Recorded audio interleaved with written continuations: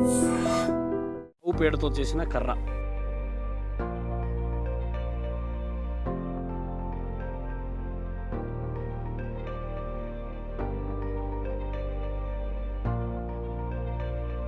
అలాగే ఈ గోమయమాల, ఇది ఆవు పేడతో చేసిన మాల.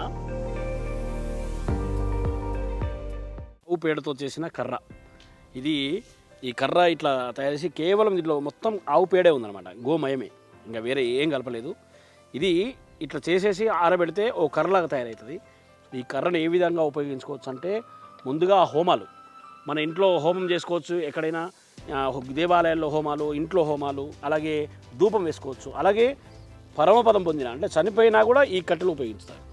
ఒక 350-400 కట్టెలు అయితే ఒక మనిషి దహన సంస్కారాలు అయిపోతాయి. ఇది ఇట్లా ఇప్పటికి మనం ఒక 11 చేసాం అనమాట. ఈ సమయంతోనే దహన సంస్కారాలు 11 చేసాం. అలాగే హోమాలకు, భద్రాచలానికి, చాలా దేవస్థానాలకు, చిన్న దేవస్థానం నుంచి పెద్ద పెద్ద దేవస్థానం వరకు మనం ఇచ్చాం. ఈ సమయంలో ఇవన్నీ ఇలా చేసి నా పక్కన చూడండి, ఇక్కడ ఇలా ఎండబెడుతున్నాను.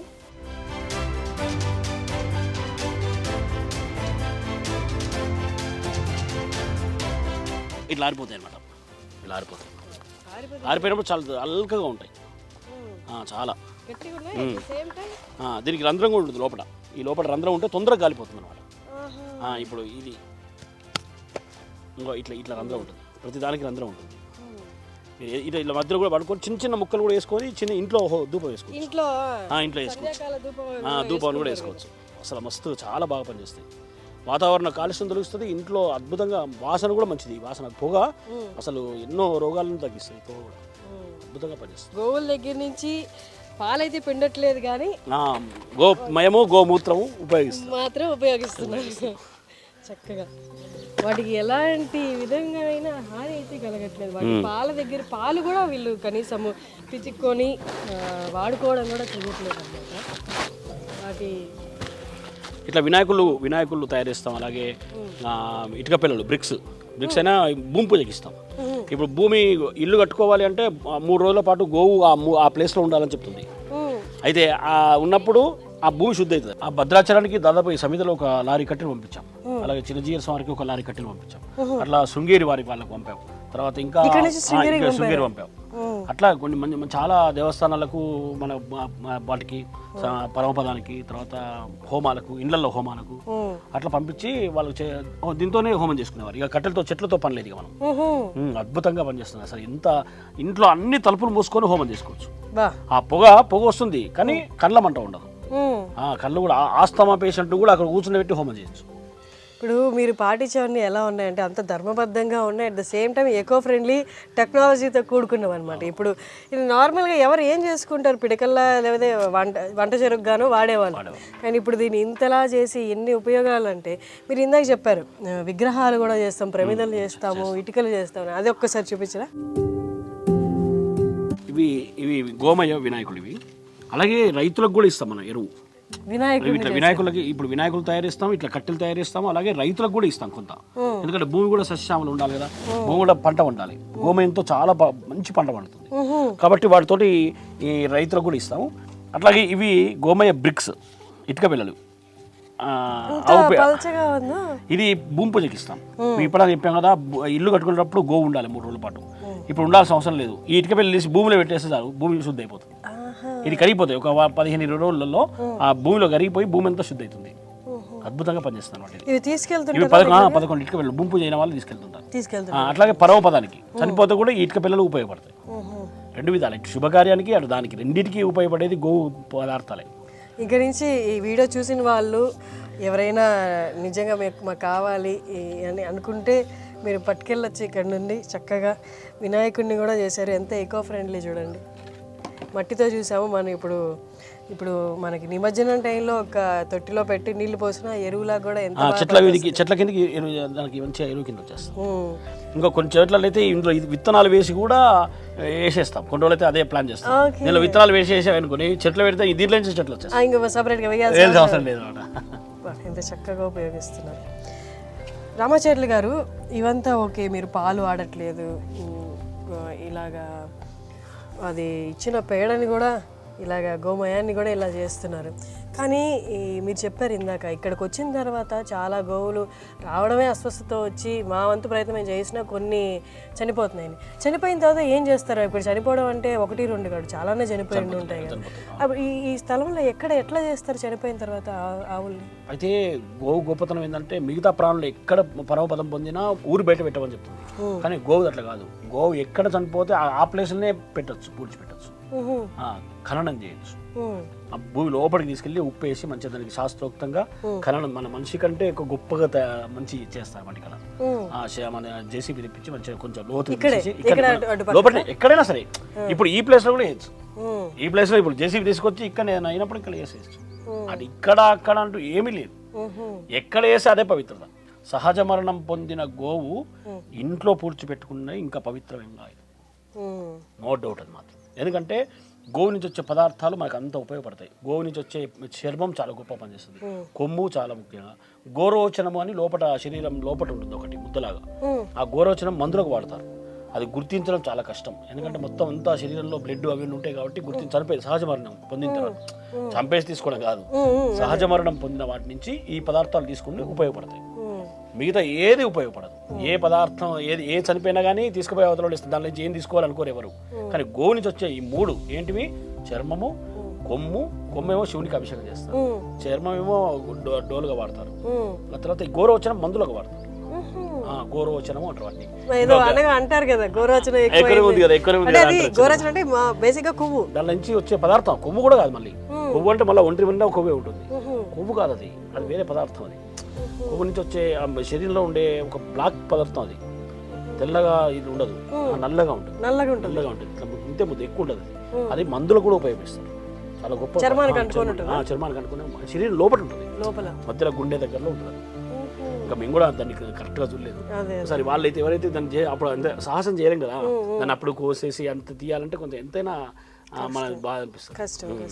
ఇప్పుడు మీకు ఇక్కడ చాలా వరకు వచ్చిన గోవులు అన్ని రెస్క్యూ అవ్వలే కదండి. ఇప్పుడు స్లాటర్ హౌస్కి వెళ్ళిపోతున్నవి, కబేలానికి వెళ్ళిపోతున్నవి తీసుకొచ్చి రోడ్లపై తిరుగుతున్నాయి. ఇంకా రోడ్లపై తిరుగుతున్నాయి అంటే నెక్స్ట్ వాటికి అక్కడికి నో డౌట్ మీరు చెప్పింది కరెక్ట్. మీరు తీసుకొస్తుంటే చాలా మంది దాని మూలంగా ఉపయోగపడే వాళ్ళందరికీ మీరు ఇబ్బందికరంగా అన్నట్టే కదా. వాళ్ళు వచ్చి ఏం గొడవ చేయట్లేదా? చేసిండ్రు ఒకప్పుడు. చాలా గొడవలు అయినాయి. మమ్మల్ని కూడా చంపేయాలి అన్నంత వాళ్ళ కసితో ఉన్నారు. అట్లాంటి వాటిని ఎదిరించి మళ్ళీ మేము తిరగని నిలబడ్డాం. కేసులు అయ్యాయి మా మీద. ఎన్నో మంది కొట్టాలని ప్రయత్నం చేశారు. రాత్రిపూట పోతుంటే అడ్డగించారు. అన్నీ జరిగాయి. అవన్నిటికి ఎదుర్కొని మళ్ళీ ఈ స్థితికి తీసుకొచ్చాం. ఏం లేదు, అయ్యగారు మంచి చేస్తున్నాడు కాబట్టి అయ్యగారికి అండగా ఉందాము అని చాలా మంది వెనకాల నిలబడ్డారు. అట్లా దానివల్ల మేము ధైర్యంగా ఇంకా ముందుకెళ్ళాం. అసలు మేము మాకున్నదే అది, ఏంది ధైర్యమే. ఇక గోవు కోసం చనిపోవడానికైనా సిద్ధంగా ఉన్నాం. అది మాత్రం నో డౌట్. ఎందుకంటే గోవు ధర్మం. ఈ ధర్మం కోసం చనిపోయిన తర్వాత ఇంకేందండి, వైకుంఠమే. అసలు నిజమే. ఓ సైనికుడు ఎందుకు చనిపోతాడండి? భారతదేశ రక్షణకి. అంత ఇది కూడా గోవు ధర్మమే, ఇదొక రక్షణ ఇది. కాబట్టి మేము దేనికైనా కాదు, గోవు కోసం ఏమైనా చేయడానికి సిద్ధం.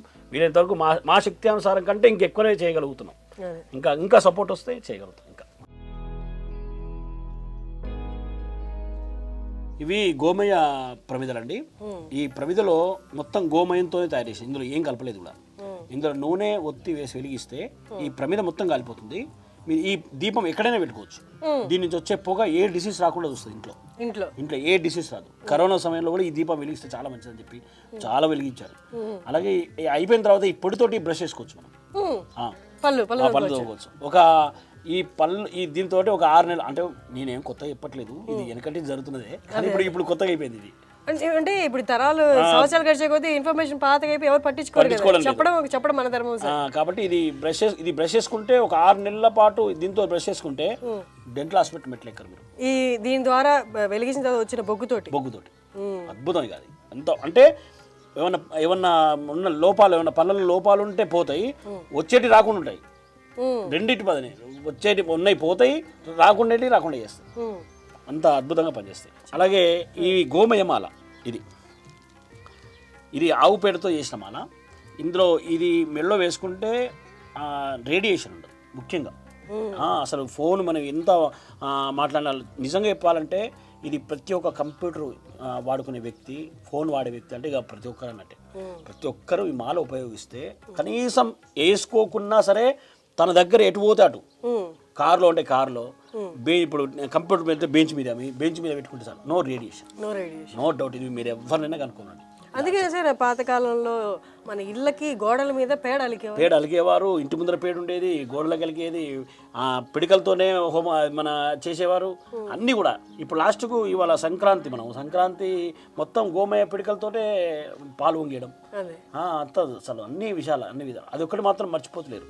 ఇంకా గోమయంతోనే అది పెట్టడం, గొబ్బెమ్మలు పెట్టుకోవడం అన్నీ అసలు అంతే. గోమయంతోనే అంత ఉపయోగాలు ఉన్నాయి. అప్పటికంటే అప్పట్లో ఇంకా రేడియేషన్స్ లేవు మనకి పాతకాలంలో. ఇప్పుడు ఇంకా ఎక్కువ మంది వాడాలి, ఖచ్చితంగా వాడాలి. రేడియేషన్స్ తగ్గాలి. అప్పుడు రేడియేషన్ ఫోన్లే లేవు, అప్పుడు రేడియేషన్స్ అవసరం లేదు. కానీ ఇప్పుడు రేడియేషన్ తప్పనిసరిగా వాడాలి. ఇది మెడలో వేసుకోకుండా కనీసం బెంచ్ మీద పెట్టుకోవాలి. కాదు, ఇప్పుడు ఎవరికైనా వీళ్ళకి సిటీలో ఉన్న వాళ్ళకి కావాలి అంటే ఇది ఎట్లా? మేము అందిస్తాం. వాళ్ళు మమ్మల్ని కాంట్రాక్ట్ అయితే చాలు, మేము చేస్తాం. ఇది తప్పకుండా అందిస్తాం. ప్రమిదలు అందిస్తాం, వినాయకులు అందిస్తాం, సమిదలు అందిస్తాం. అందరికి కూడా వచ్చేటట్టుగా ఏర్పాటు ప్రయత్నం. ఇప్పుడు దీపావళికి కూడా మనం ఇలాంటివి పెట్టుకుంటే రెండు విధాల గోవు నుంచి వచ్చేది ఏది వృధా కాదు అన్నట్టు. ఇప్పుడు చూడండి, దీని నుండి ప్రమిదలు తయారు చేసి ప్రమిదల నుంచి వచ్చిన బొగ్గుతోటి పళ్ళు కూడా దొంగకోవచ్చు అని చెప్తున్నారు. ఇది మేము 1000 ప్రమిదలతోటి దీపం వెలిగించాం మొన్న కార్తీక మాసంలో. 1000 ప్రమిదలు. ఈ పొగ కూడా ఇక మనం వాతావరణ కాలుష్యం తొలగిస్తుంది. పొగ అద్భుతంగా ఉంటుంది. ఇదిగోండి ఇలా ప్యాకెట్లో వేసి చేస్తాం. ఈ కవర్ కూడా మళ్ళీ ప్లాస్టిక్ కాదు, గవర్నమెంట్ ఆమోదించిన కవర్ ఇది. గవర్నమెంట్ తొందరగా కరిగిపోయే భూమిలో డీకంపోజ్ అయిపోయే పేపర్స్ అన్నమాట. మేము ప్లాస్టిక్ ఎక్కువ వాడినే ఉంటే గవర్నమెంట్ ఆమోదించిన వాడతారు. ఓకే. ఇప్పుడు జనాలు సిటీల్లో వాళ్ళు చాలామంది న్యాచురల్గా ఉన్న వాటికి, భూమికి ఎలాంటి హాని జరగని వాటి ప్రోడక్ట్స్ వైపే మక్కు చూపిస్తున్నారు. కాబట్టి ఖచ్చితంగా ఇవి నాకు తెలిసి చూసిన వాళ్ళు ఖచ్చితంగా తీసుకుంటారు. ఇది యాక్చువల్లీ మార్కెటింగ్ ఏం కాదు, వీళ్ళు అలాంటిది అసలు ఏమీ లేదు. బట్ నాకెందుకో చూసిన తర్వాత ఇవి ఖచ్చితంగా చూపించాలనిపించింది. నేనైతే ఖచ్చితంగా ఇంటికి తీసుకెళ్తాను. మీకు కూడా కావాలనుకుంటే ఇన్ కేస్ ఎక్కడ ఎత్తుక్కోకుండా అందుకోసమే చెప్తున్నాను.